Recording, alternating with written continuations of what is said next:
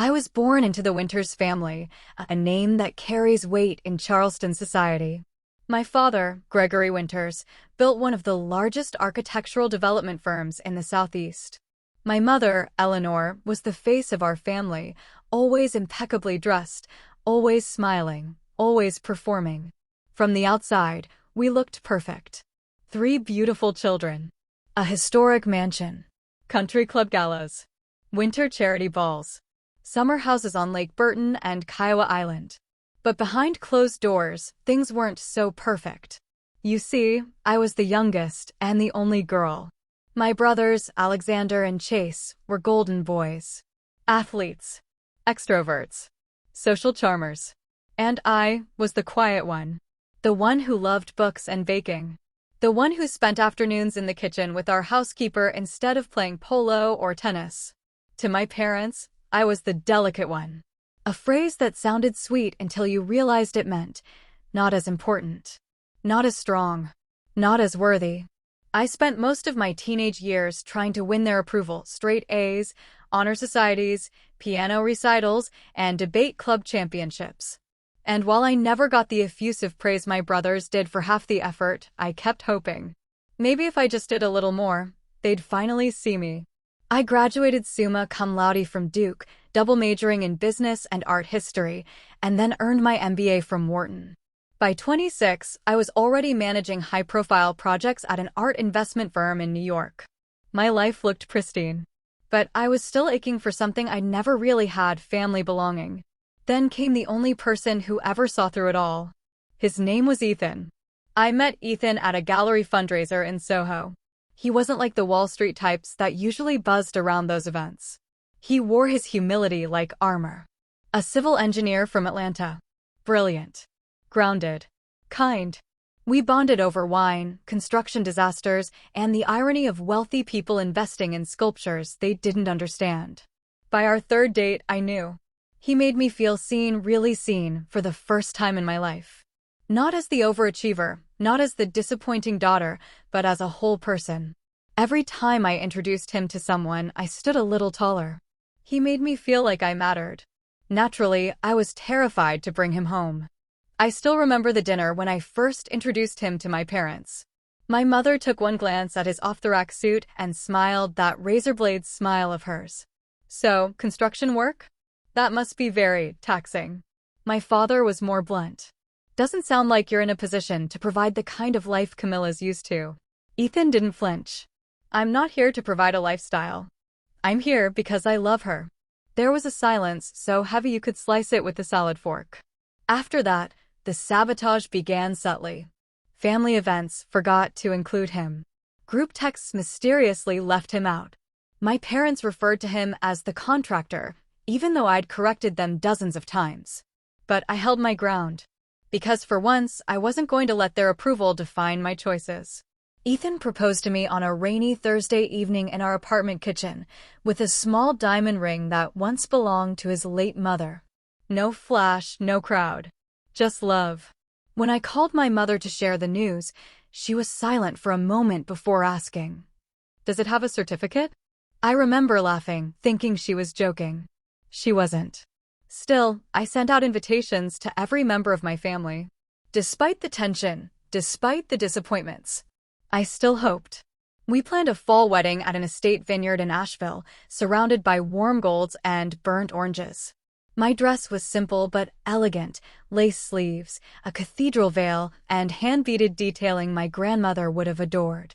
We chose every song together. Every flower. Every course on the menu. It was going to be the most beautiful day of my life. And then, everything went silent. The week before the wedding, I noticed a chill in my family's communication. My mother stopped replying to my messages. My father ignored the seating chart I asked him to review. Chase and Alex, who once jokingly promised they'd embarrass me with a toast, suddenly became ghosts. I told myself they were busy. That this was normal. That maybe they were planning something big and secret. But the pit in my stomach never left. The night before the wedding, I stayed at the vineyard's bridal suite with my best friend, Kayla. She was fluffing my veil when I checked my phone one last time. No missed calls. No texts.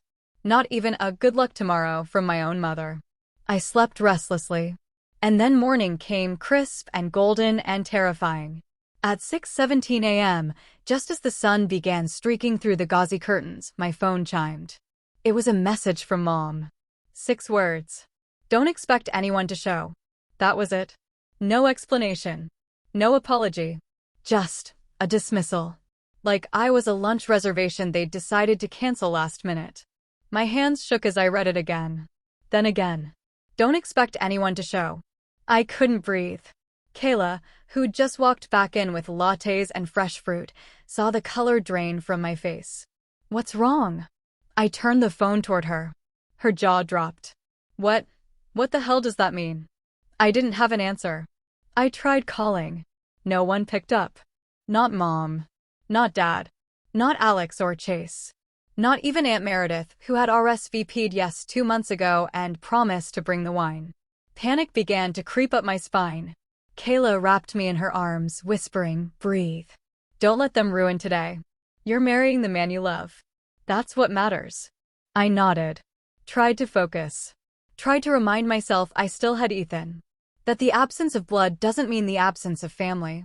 And then, I made the mistake of opening Instagram. The post had gone up 10 minutes ago. My cousin Lena had tagged it. Sunrise bliss with my favorite humans clinking glasses, palm tree, hashtag family forever, hashtag Maui magic, hashtag no drama just love.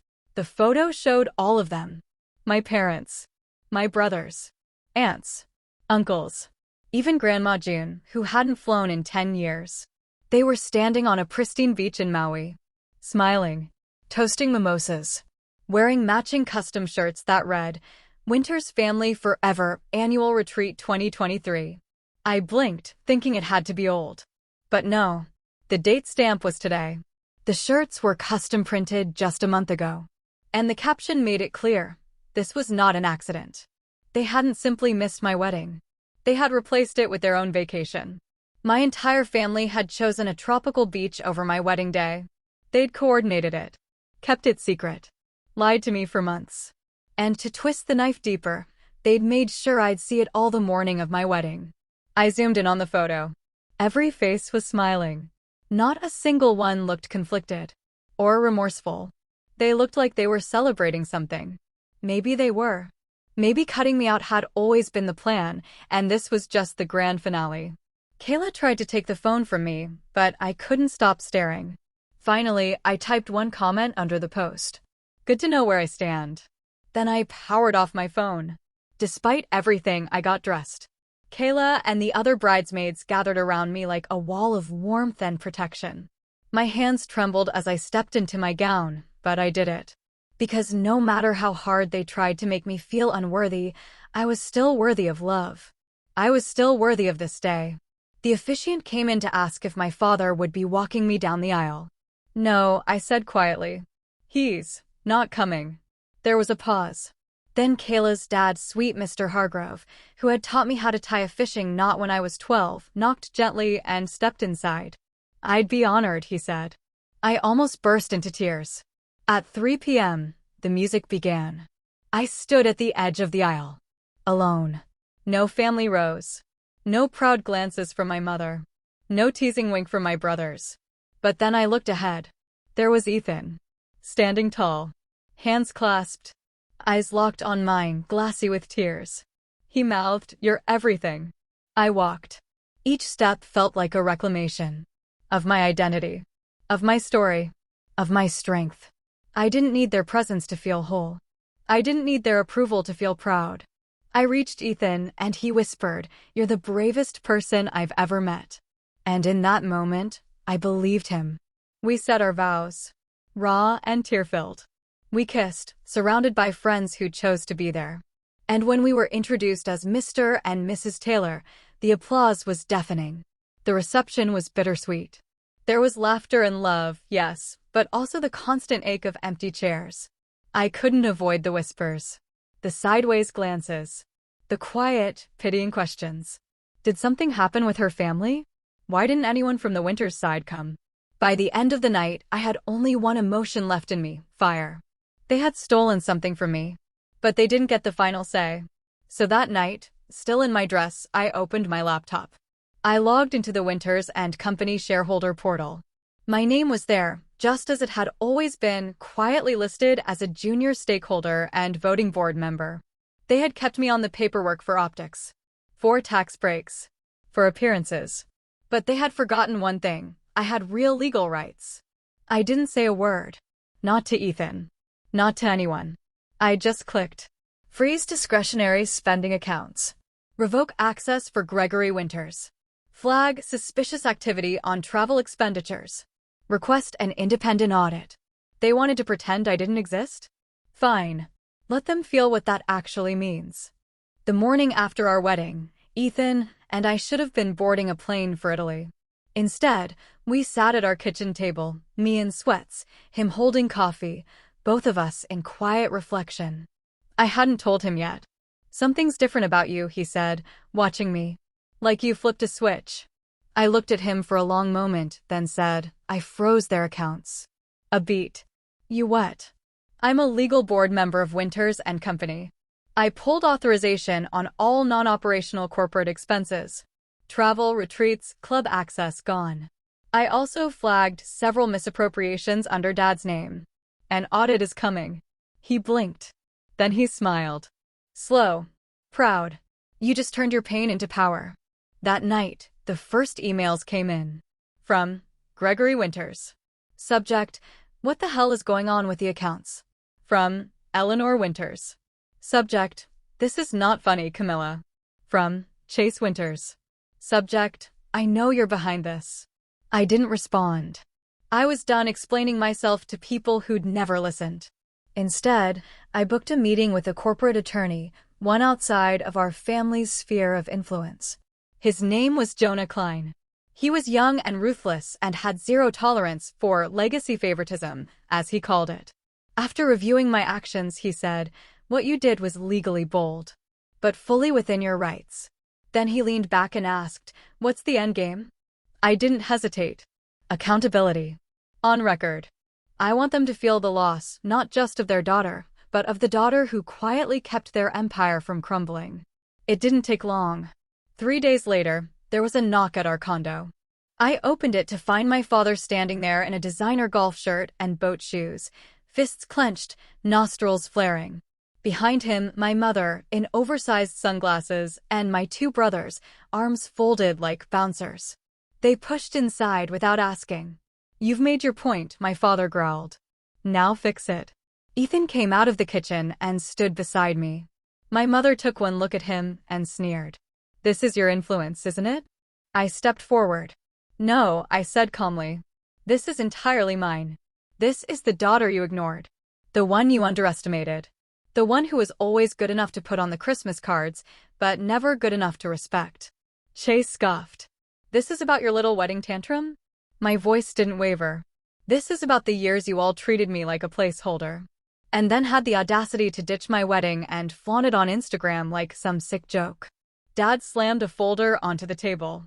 You think freezing our cards makes you powerful? You have no idea what you're messing with. I opened the folder he brought. Inside was a list of supposed violations. Half were incorrect. Some were laughable. I held up my phone. This, I said, tapping the screen, is the audit report. Dozens of personal expenses run through the business. Luxury spa weekends labeled as executive retreats. Club dinners billed under client meetings that never happened. Private jet usage during tax season. I could turn this over to the IRS and be done. My mother paled. My father's voice dropped. You wouldn't dare. I met his gaze. Try me. I laid out my terms.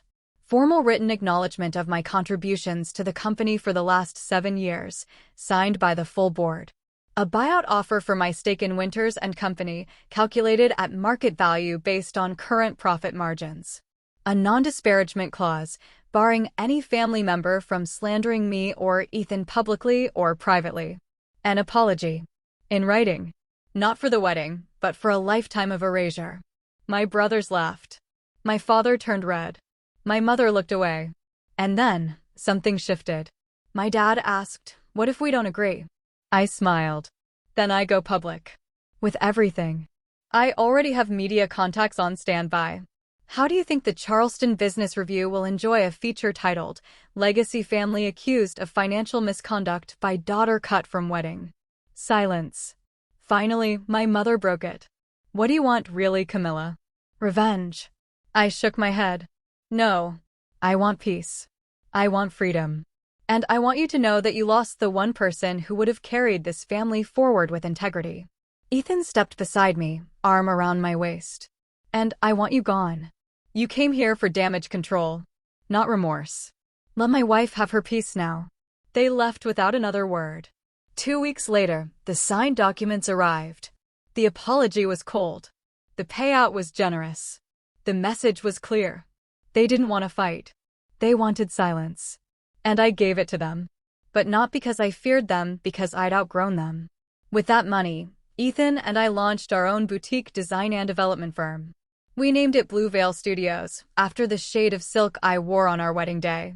Within 6 months, we had 4 clients and a growing reputation. I changed my last name legally to Taylor. I never looked back. A year later, on our anniversary, we threw a celebration dinner. Not a vow renewal. Not a redo. Just a dinner party. For the people who actually showed up when it mattered. Kayla toasted me and said, Camilla taught us that family isn't blood, it's behavior. Everyone clapped. Later that night, Ethan held me on the balcony as the wind blew through the string lights. You did it, he said. No, I corrected softly. They did it. I just finally stopped pretending it didn't hurt. And as I looked up at the stars, I thought to myself, this time last year, I was walking down an aisle alone. But today, I am exactly where I belong. If you've ever been cut out, talked down to, or betrayed by the people who were supposed to protect you, know this. Their rejection isn't a reflection of your worth. It's a reflection of their own limitations. Your story doesn't end in their silence. It begins in your voice. Have you ever had to choose yourself over your family? Let me know in the comments. And if this story spoke to your soul, please subscribe for more real stories of power, pain, and personal resurrection. You deserve to be the main character of your life. Always.